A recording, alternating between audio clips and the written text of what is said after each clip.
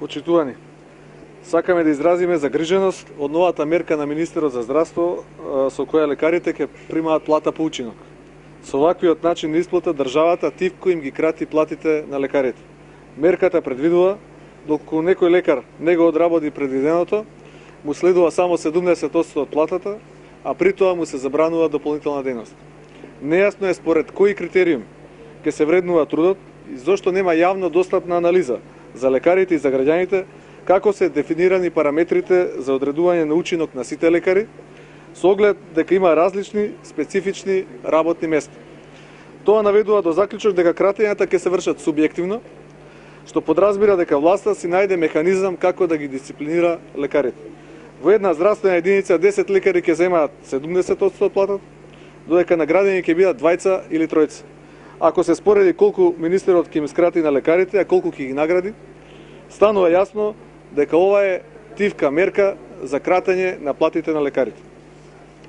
Со проста математика ќе крати од платите на лекарите за да ја наполни сметката на здравствениот сектор.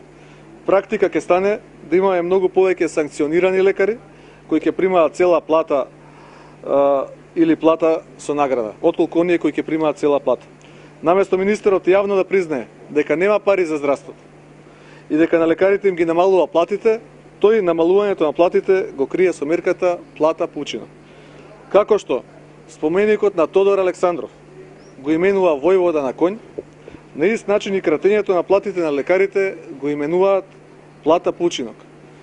Како што на сите им е јасно дека споменикот во кисела вода е Тодор Александров, така на сите лекари им е јасно дека плата по учинок сушност е скришно намалување на платите на лекарите. Ако се земе предвид дека преку 100.000 здравствени осигуреници административно го изгубија правото на здравствена заштита, неисплатени милиони кон установите кои секојдневно се таложат и растат, кратење на платите, невозможување дополнителна дејност, кратење на сини картони на социјалците и многу други мерки и политики во здравството упатуваат дека ни се случува нов тивок ребаланс на буџетот во здравството. И на крајот сето ова оди на грбот на пациентите.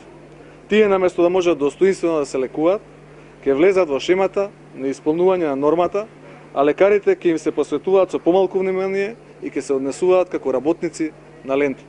Сакаме да напоменеме дека пари за здравството во буџетот има.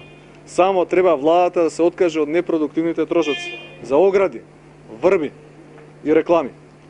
Таа не се откажува од непродуктивните трошоци, но затоа најпрво скрати 10 милиони евра во буџетот на здравството со последниот ребаланс, а сега продолжува со административно бришање на осигуреници, проекти како плата по учинок и секако со зголемување на долговите на здравствените установи. Ви благодарам.